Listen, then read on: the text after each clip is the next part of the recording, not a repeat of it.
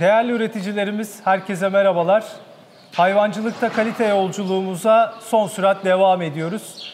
Bugün yine Profesör Doktor İsmet Türkmen hocamızla beraberiz. Sizlerin merak ettiklerini İsmet hocamıza birebir sormaya da devam ediyoruz.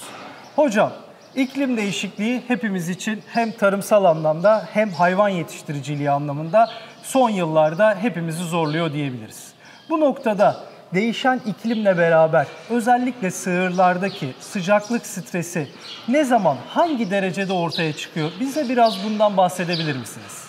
Bununla ilgili tabii ki bahsedeyim. Bununla ilgili yapılan yayınlar çok fazla ve bütün yayınlar ve etraftaki bizim gözlemlerimize göre sıcaklık stresi ortam sıcaklığı 21 derecenin üzerine çıktığı zaman yavaş yavaş başlıyor.